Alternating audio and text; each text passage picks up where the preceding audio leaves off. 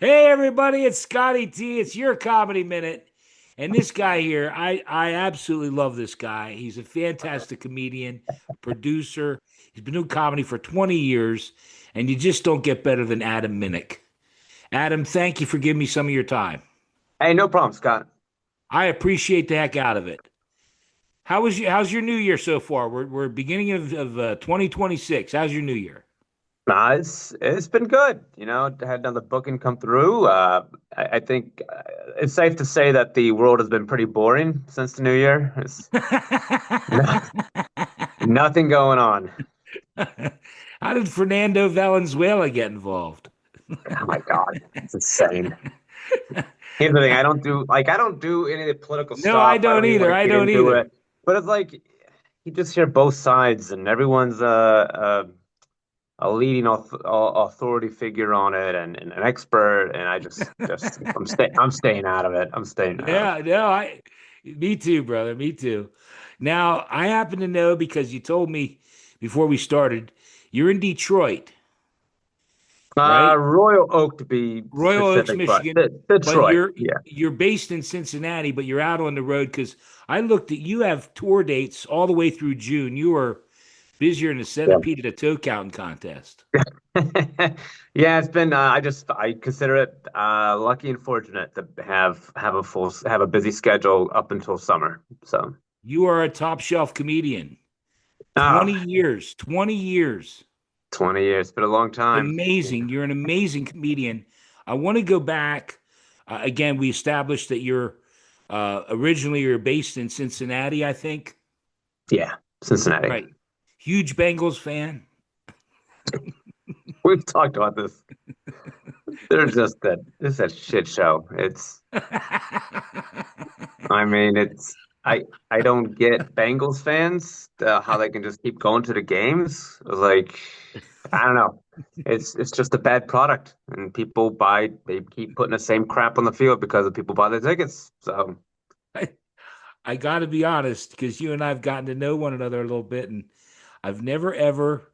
I sent you a text and said, "Congratulations, the Bengals won," and you said, "I hope they lost. I was hoping they'd lose."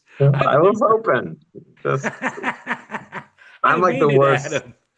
I'm just a bad sports fan. No, I'm I an don't Eagle. know. Hey, I'm an Eagles fan, and I have no idea what's going to happen this weekend.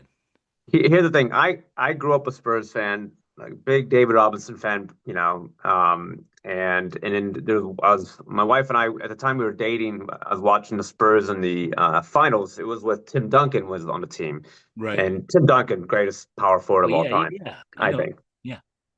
So they lose to the Miami Heat because then that year they lost to the Heat, and then the next year they came back and just whooped LeBron James and Dwayne Right. Wade, and they I think that he got one game on them, and then the Spurs just annihilated them.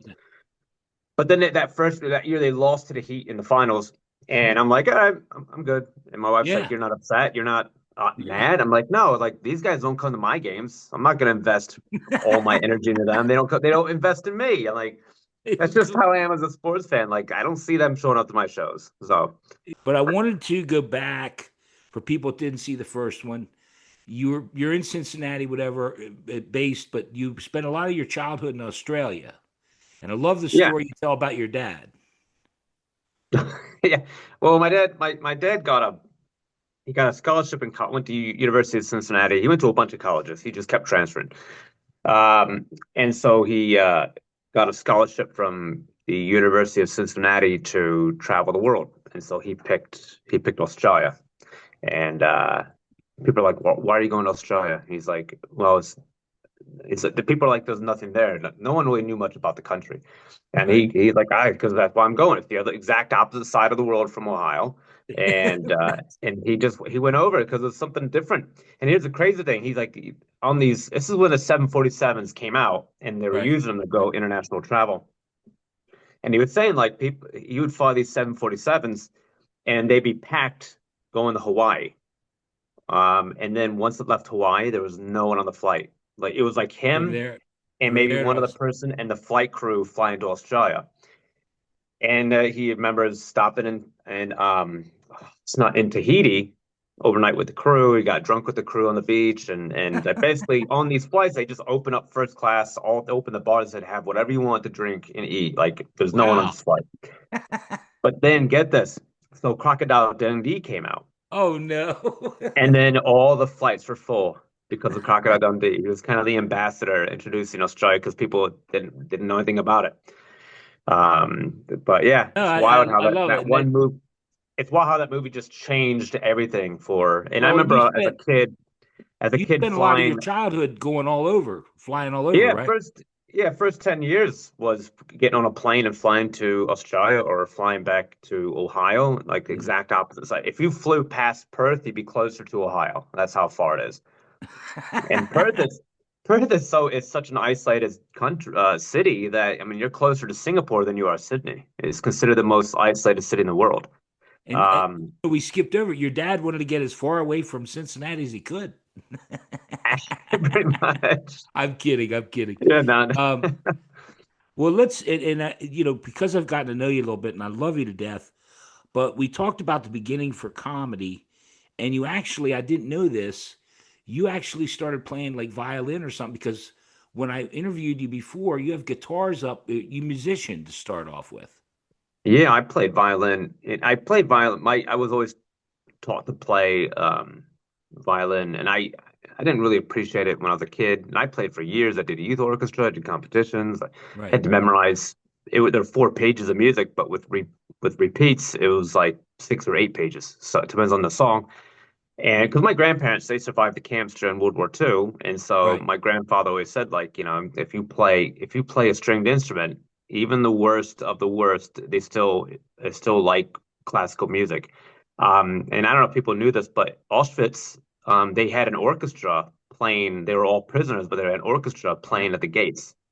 Um, so yeah, so I played violin, and I played for years, and I was pretty good.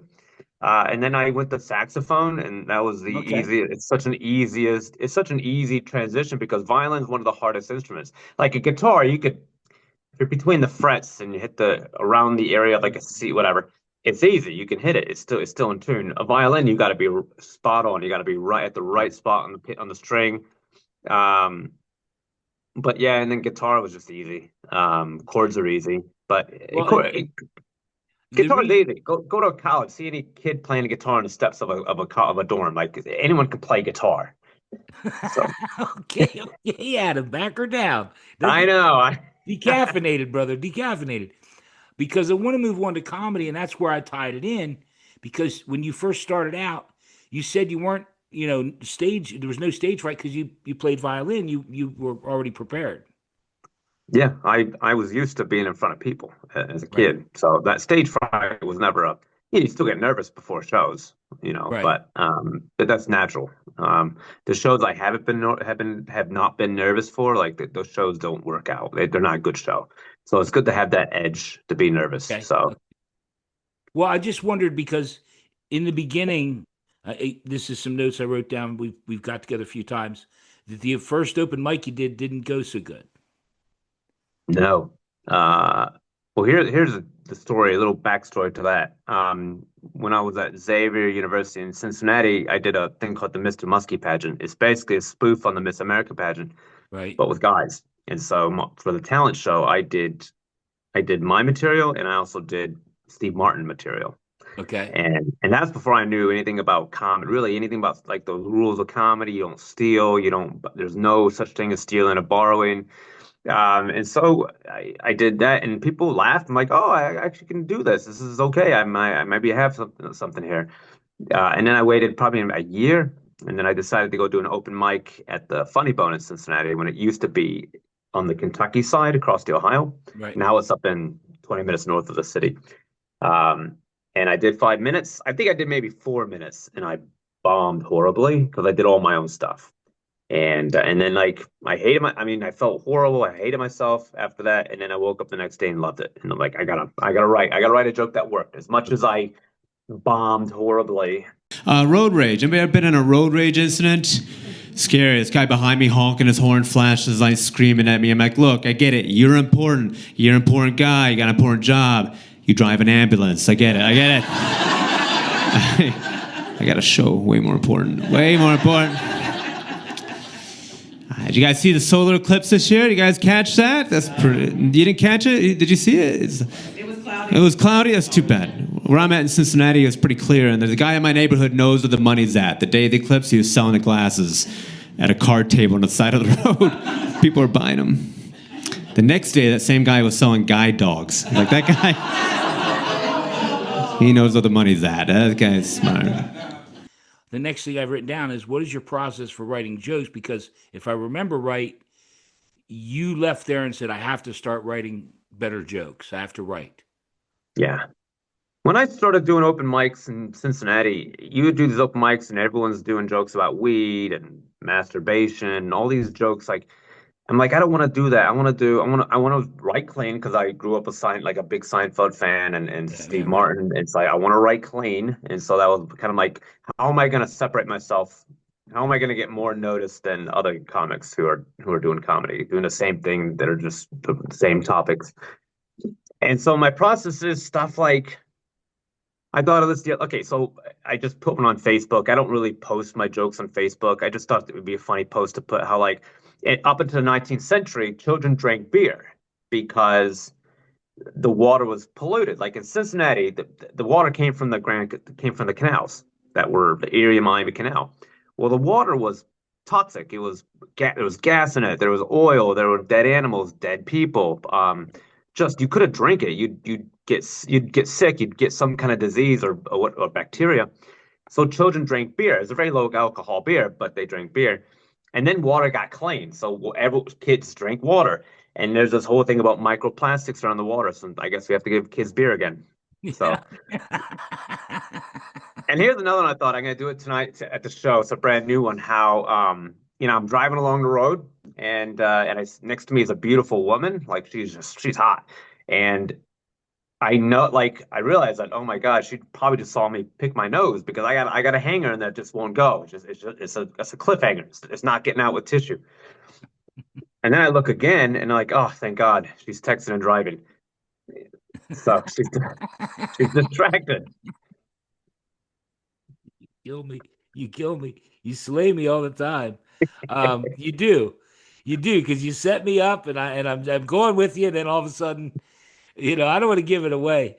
Are there comedians, you mentioned Steve Martin, comedians that inspired you when you were younger and comedians that you like today?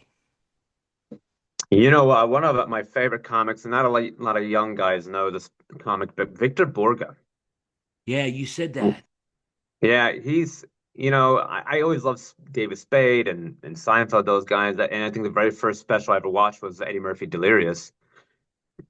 In high school swimming, we had at the end of the season, someone had a party and they watched Eddie Murphy Delirious, and it was fantastic. Right. But like I watched so much comedy. I watched from Chappelle to Seinfeld to Spade to Norm Macdonald. Love Roy Wood Jr. He's great. There's just so much comedy out there. Love Kathleen Madigan. She's one of my top. Natasha Leggero's another one, just another favorite of mine. You mentioned Victor Borga, and a lot of people were like, "Ooh." I'm 63. I established that, and I remember him. My favorite thing, if I remember right, was he would play like hell on the piano. Then he would sit down and put a seatbelt on and start playing like hell again. Right? Yeah. Right? He'd also play a song that sounded like a Japanese song, and he'd just turn the music over, and it was Beethoven and Bach. Yeah. Like, your wife likes the show Snapped. Yeah. One of my favorite bits that I did at my dry bar. I've done it so much. I love doing it. It's just like it's a show. It's a lot of men. And here's the thing: a lot of men don't know it's a show. I didn't know it was when we were. Let me just stop you for 1 second. You don't have to do it, okay? You don't have to. But I didn't know the show Snapped until I interviewed Ed Till, and he mentioned the show. And I saw your thing today. I was watching, and I said, "Holy hell, Adam knows about Snapped too." Yeah. The show about women. Do you mind just at least tell the people what the show's about? Men. It's a woman's favorite show. It's just every episode is a woman murdering her husband. That's every show. Yeah, that's every episode. My wife uses it like a TED Talks.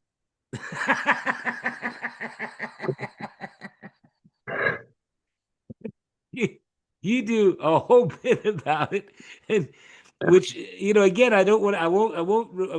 That slippery slope here. I don't want to give anything away. But we talked about you learning to cook. Is that why you started to learn to cook? Well, that's the funny thing. Like, it's just You love cooking, right? You love to yeah, because cook I, now, I I love it. I love it. I right? make our sauce. I make a Yeah. really good pasta dish, cacio e pepe. I love cooking. I love all that. But it's funny because like I just and it kind of the joke kind of wrote itself because we were talking about the show Snapped, and she was like, and she asked how I would murder her, and I'm like, I mean, we just got married, give it time, you know. And then I'm like, how would you murder me? And she's like, I would poison your food a little bit each day. It's like, so now I cook, you know. And so That's what I that's a joke that kind of just wrote itself. There was not a lot of work put well, that's into what it. I'm getting at, Adam. I kind of pieced the things together now that I've got to know you a little bit, and I Yeah, started. it's just I like wonder how much of this is true. I mean, that's pretty much that's about 90%. That's about 98% true. That's like a conversation we had. But it's just that's how I think now. I think everything could be something, you know. Right. Yeah. It's funny because my son was at school yesterday, and I dropped him off at preschool, and I was like, "Hey, buddy, I'll see you Sunday." And then apparently, when my wife went to pick him up from school, um, I guess I guess Sebastian was upset, and the teacher asked, he goes, "Oh, because Daddy left us." It's like, and there's a joke there now. There's something there, but I'm Yeah. like, no. My wife's like, no. He's in Detroit for shows. Like he left to do comedy. He didn't Yeah. leave us. But it's funny. That's what you think about. Like the way he said it sounds like I'm a horrible father. I just left. No, I Um, love because you mentioned and that's what your comedy is. You mentioned Sebastian and like his drinking and things like that. I'm sorry. I'm he's sorry. just it's just children are just it's just a wealth of comedy. The things they do and say, and it's fantastic. And yeah, it's I love it. I love everything about it. Staying in some pretty crappy hotels. It's a crappy hotel when you slide into those sheets and your entire body is exfoliated. Like it's a little rough. Like I mean, the Egyptian sandpaper, not cotton. I got put in a hostel one time. Anybody ever stay in a hostel? You ever stay in a hostel, young blood? You ever stay in a? No, don't do it. You got to share the bathroom. It's disgusting. I did a gig in Chicago. They gave me my own bathroom. I just had to share the bed. It was nice. We cuddled, called me Tiny Dancer. It was nice. I felt safe.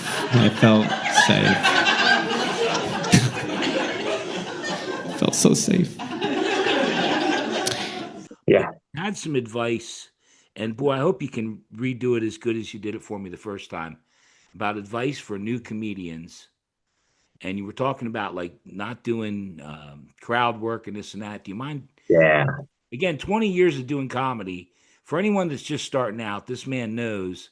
Listen to what he's saying. I really, really, I mean it. Steal material. Steal. No.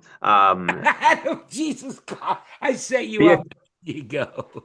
No, here's just like I see that there's trends in comedy, and the latest trend is crowd work. And in crowd work, it does great with views and everything. But I see so many young comics who just do crowd work, and I worked with the girl who was hosting, and she did her entire 10-minute set was crowd work. And she got off stage. I'm like, what are you know? It's great you do crowd work, but what are you gonna do when you have a show where the audience isn't giving you anything? Like last night's show, they were tight. Like if you did crowd work at that crowd, it would have been a very short set.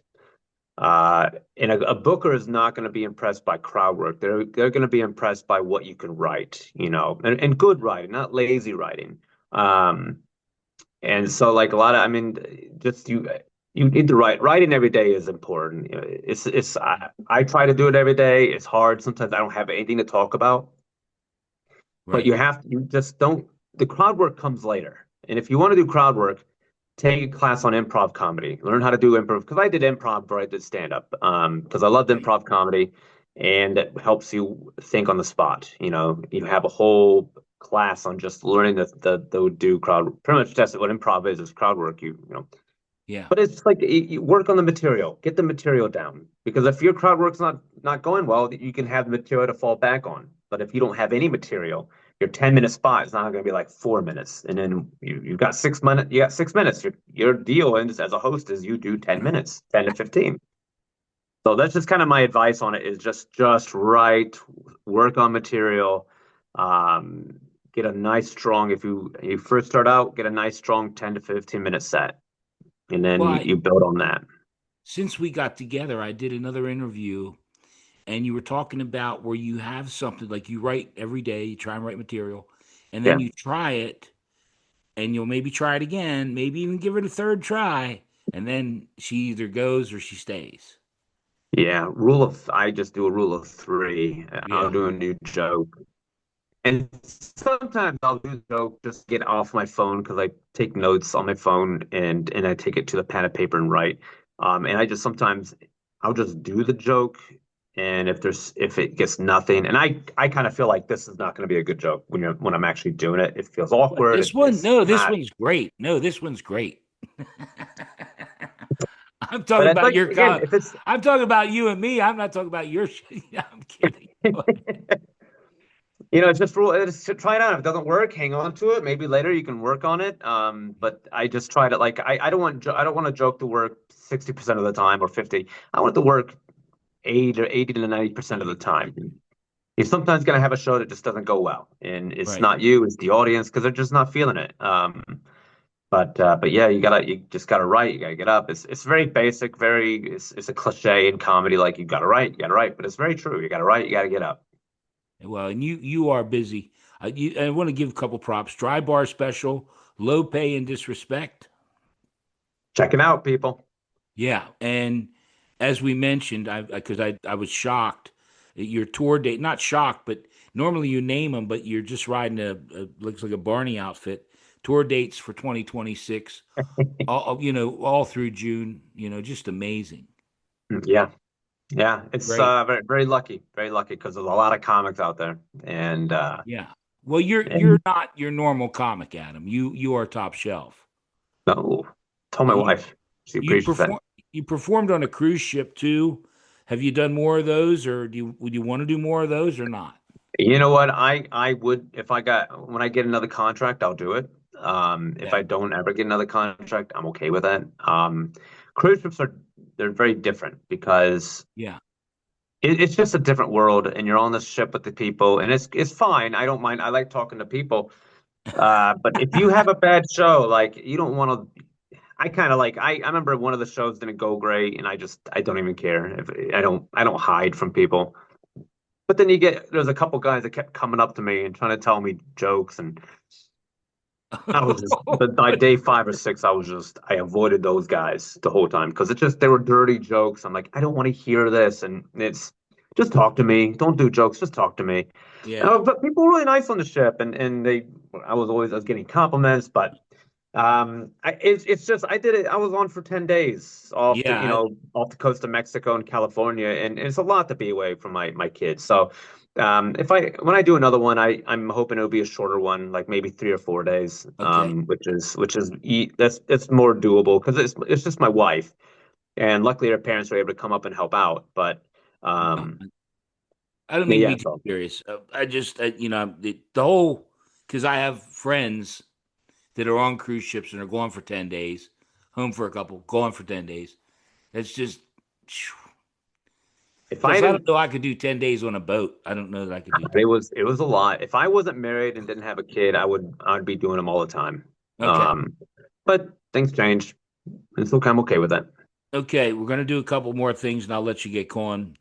Oh, You were a teacher, and I was asking about that as far as material because you draw material from everything. yeah.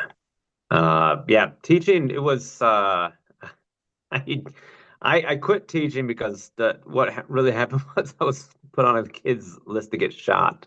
That was a real reason. But yeah, the kids, it's crazy. Like the little kids are funny because they say there's no filter on children, which is what I love. Right. Right. But yeah, it's a lot of comics used to be teachers or still are teachers Yeah. who No, still do comedy. I've done. That's why there's a whole teacher thing that a whole batch of them from Philadelphia.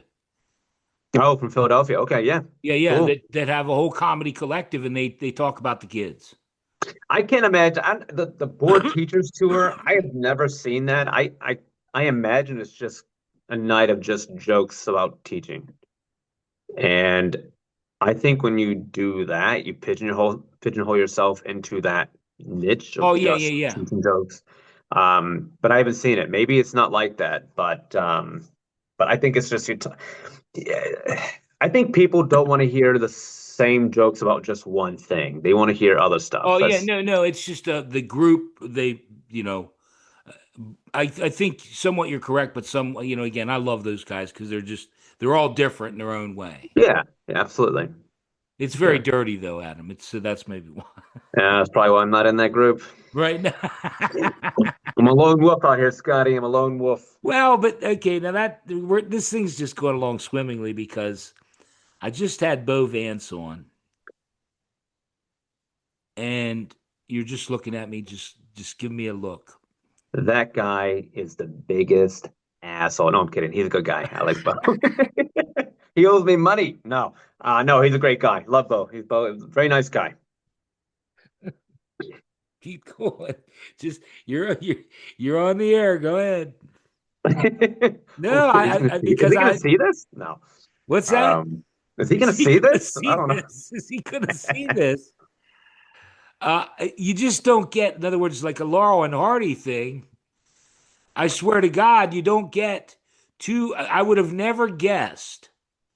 In other words, I've done what 300 of these, and from George Wallace to Kathy Ladman to Bo Yeah. Van, Adam Minnick. And when he said, I, and he said he left you a special message, a dirty message or something. Yeah, yeah, yeah. He sent me the picture. I'm like, oh, okay. I didn't hang out in the green room too much. I was just kind of like out in the back, watching the ones of five people come into the show. What is it? Five? Is that what you said? I'm not going to say the venue, but they didn't do any promoting for it, and I regret doing it because there was really no promotion, and you pull up to the venue, you don't even know where it's at. There's no sign. You had to look for it. I had to go to Google Maps. I had to hire Lewis and Clark to help me find it. It was hidden. It was hidden. They could keep the Epstein files in that restaurant, and they would never find them. So yeah, Bo did it, and I'm happy he did it. I think he had a pretty good turnout, which is I'm happy for him. So that's great. But Bo's a good guy. Five? Are you kidding me? One's a five, and I'm exaggerating. Oh my God. I thought, see, I just love Bo. I think Bo's like salt of the earth. Yeah, Bo's a great guy. he's salt of something. I'll tell you that. He is salt of something. Have you guys done? Because I think he said you did a few shows together. Yeah, we did the Badler's Knob Festival. Yeah, he He said he that. Yeah, that's right. closed out. I closed out the weekend. He opened for me, so we were the last two comics before the weekend was over. And Bobby Benavides did a great job at the festival. His first time running it, did a wonderful job.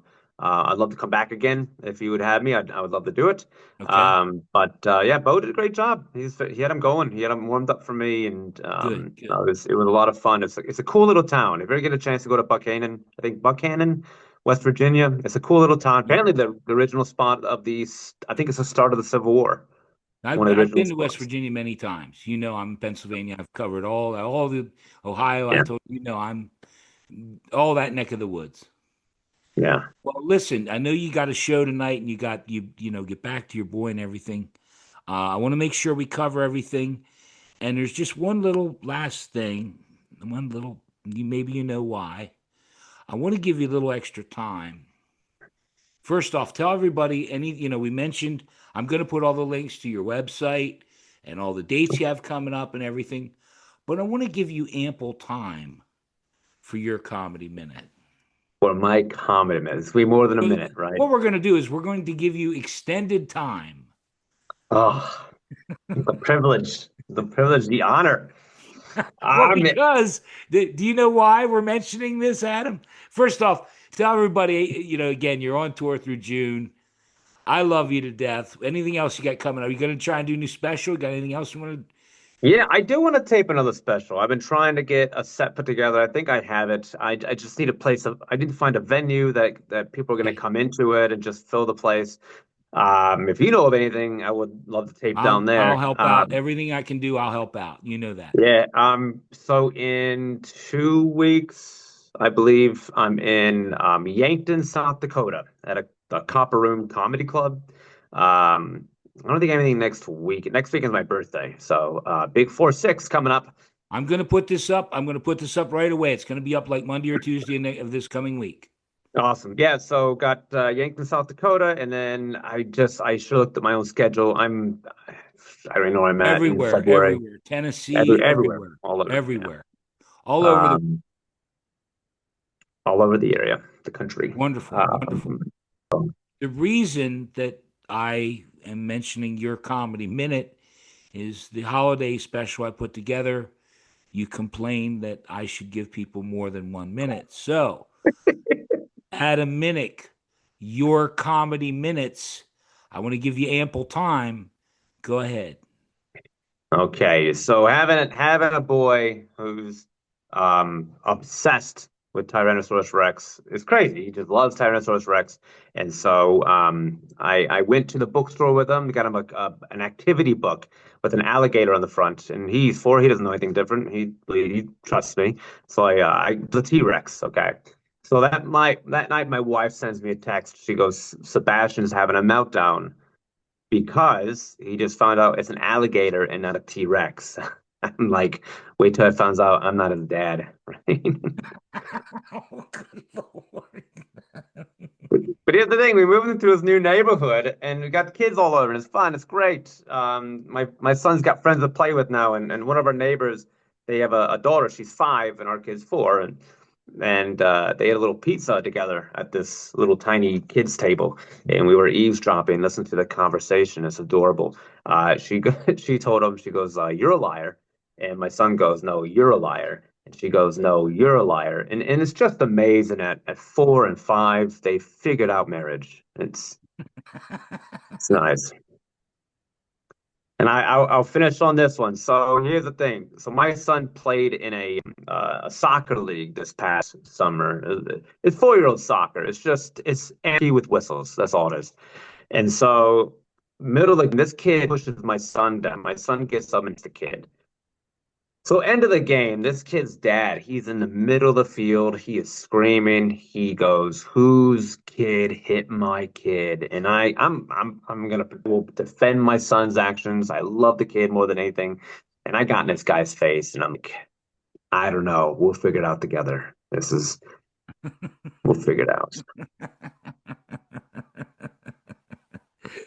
I gotta see real quick if you could tell the people there were 2 parts.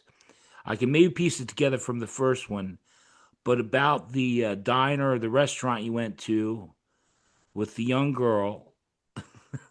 Do you remember that? I Or don't.